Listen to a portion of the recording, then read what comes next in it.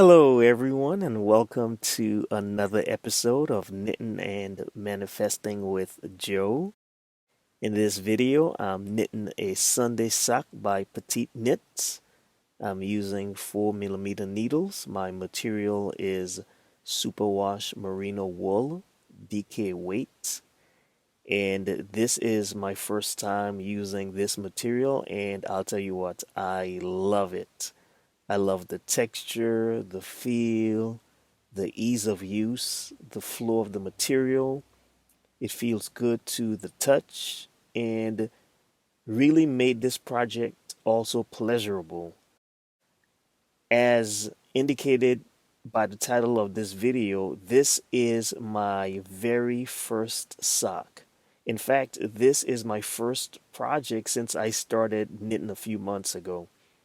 Some of you may know that my daughters, Kalila, Kapi Kali, Kahila, Handmade with K, and Malika, aka Mr. Bobvin, are fiber artists, and they are my inspiration. I remember when this started knitting a couple years ago, and I found myself in awe of how someone can match needles together with some yarn and produce such wonderful creations. I thought to myself, wouldn't it be interesting if I also learned? But I dismissed that thought for a couple years and went about my life and my own hobbies. I live a pretty busy life. I run a couple of businesses. I have my own hobbies that I enjoy. My daughters call me the tinkerer. So I really did not think about adding knitting to the list of things I enjoy doing. But here I am, and while I'm not sure how deep I'm going to dive into fiber arts, this I do know. While I'm doing it, I'll certainly make the best of it. By the way, if you have any questions about me, about my other interests, feel free to drop your questions in the comments. Also, if you would like, I just thought about this.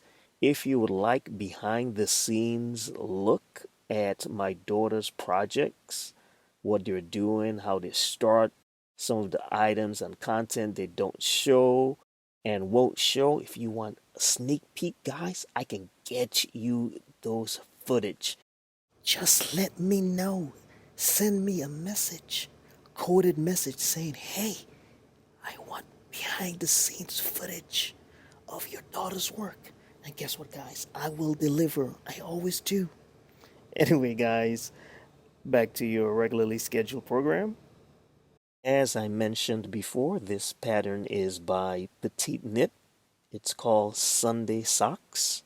And according to the pattern guide, the Sunday socks are worked top down from the cuff to the toe.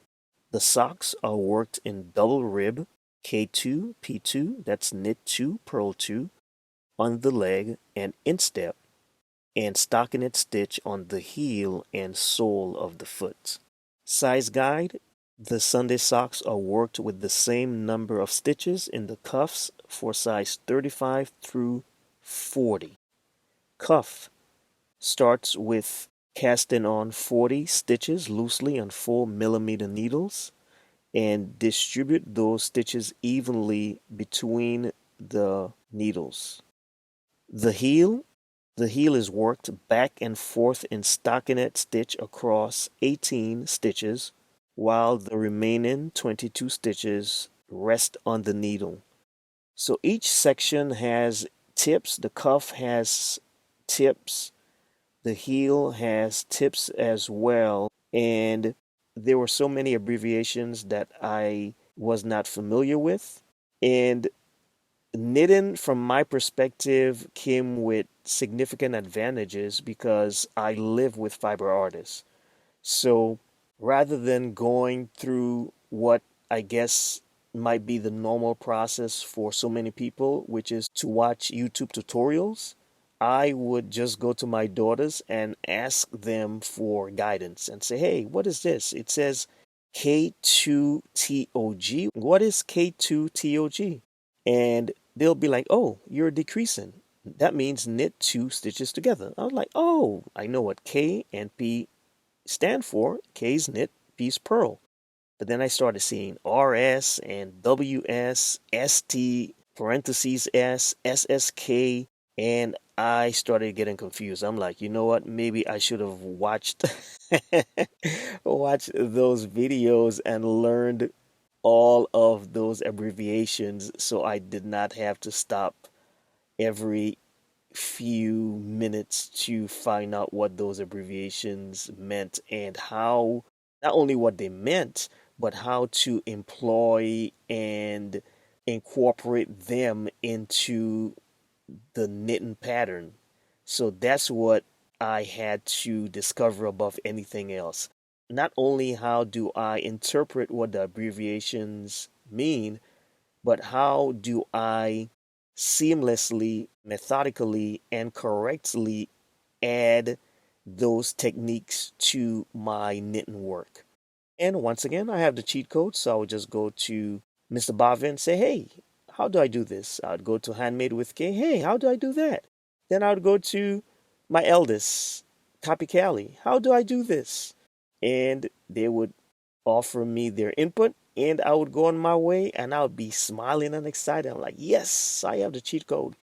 Now, there is a drawback from following that method.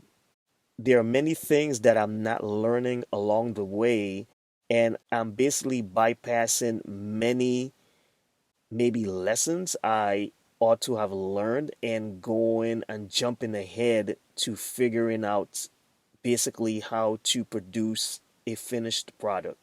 Now, some people can get away with it. For others, this may not be the best method. For me, I learn pretty quickly and I'm self taught, and I don't need lots of guidance and the repetition of lessons over and over to get something. Because I have access to my daughters and because they're excellent at their craft, of course, I'm going to take advantage of that opportunity and ask them as many questions as I can to help me become better at my craft, which is the same thing that they're doing. So rather than watch hours, countless hours of YouTube videos, I just go to them and figure things out.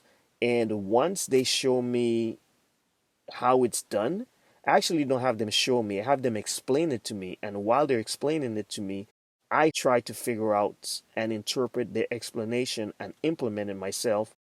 And then I'll try it and they'll tell me, hey, come from behind, come from the front, put your needles this way or that way. But only after I've attempted it first. So I try it out first. Basically, I try driving out first and say, hey, I found myself on the sidewalk. What do I need to do? They're like, well, stop turning your steering wheel so hard. Of course, I'm not even sure if that's a relative comparison, but you get the point. Anyway, I have the cheat code by having my daughters help me, and it made this process so much easier to do and so much more enjoyable. And it feels great knowing that I can understand my pearls.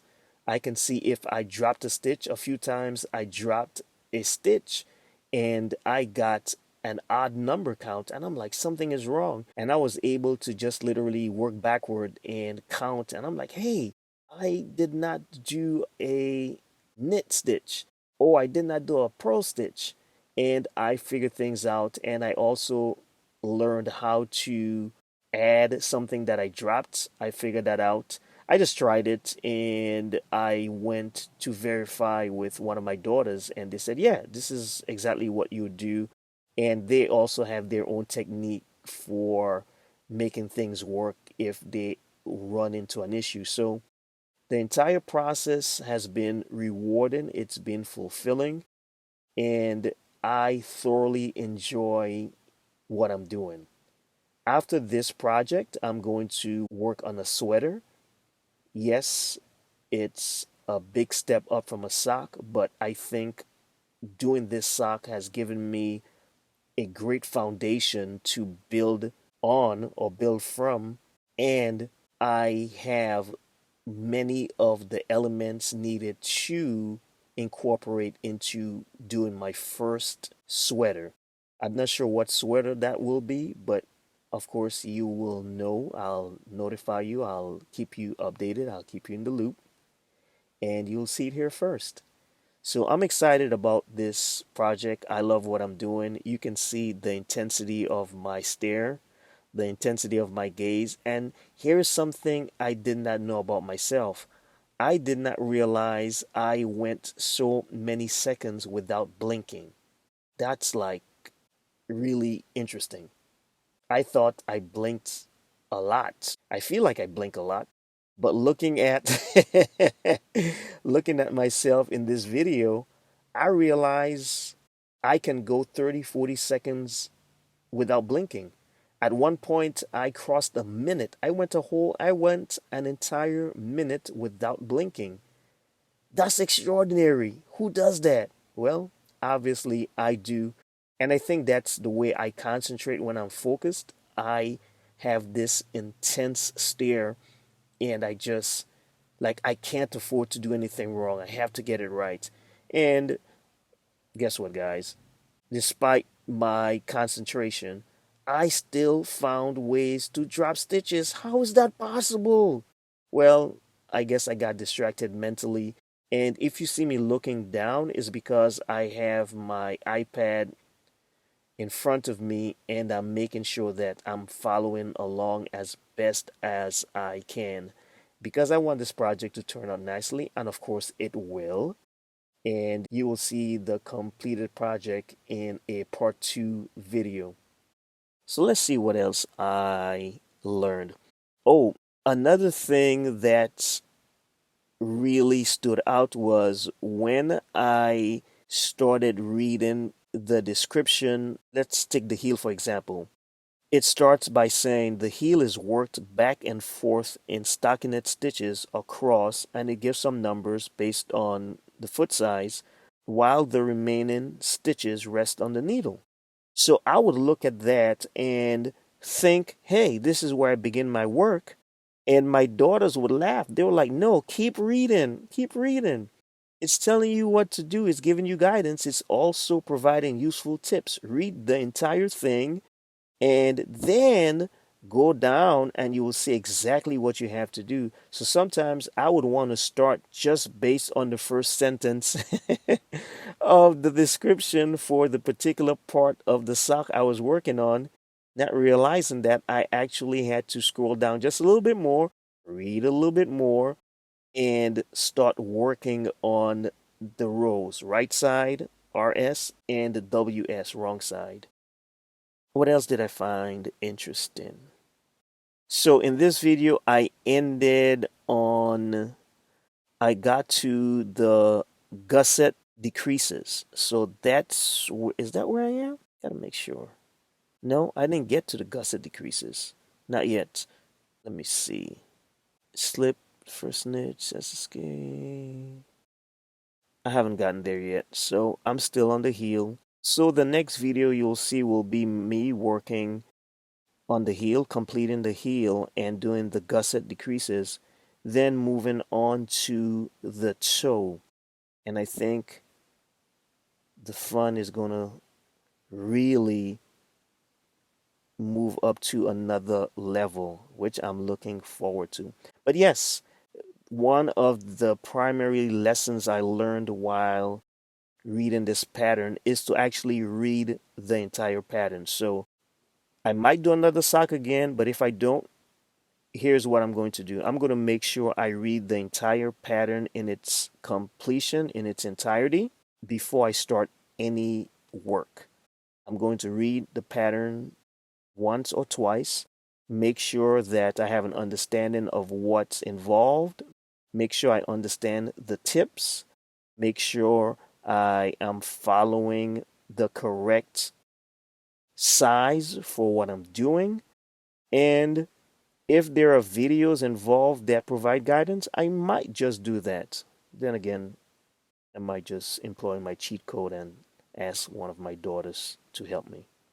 And that's where I'm at with this project. And once again, I love how I can join two needles together and add some yarn, and after some time, I have a completed project. There are so many applications and lessons that can be applied from fiber arts, from knitting.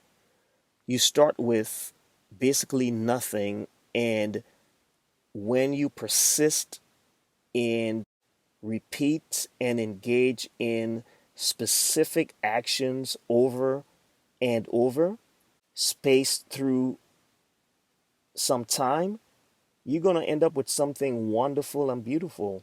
And once again, this is apropos for life itself. So many of us want to experience life's best. We want the fanciest things, the nicest things, the best things. We want the best relationships, the best health, success, prosperity, happiness, love, money. However, so many people fall short not because they are incapable or because they lack something in themselves, but simply because they stop. When you stop, that means activity stop. Nothing happens. There is no movement. And you can't draw water from a well that does not exist. You can't get an epically wonderful effect if you did not start with an epically wonderful cause. There are no great rewards if there are no sacrifices. Sacrifice comes before reward, cause comes before the effect, and it starts with what you say to yourself, how you speak to yourself, what do you feel about yourself, what do you believe about yourself, what are you telling yourself every day. And here's how you know what you're telling yourself every day. Look at the results in your life. If the results in your life are not matching up with your expectations and what your desire is, what your major definite purpose is, it's because you're not telling yourself the wonderful things that you deserve to hear, you deserve to feel, you deserve to experience.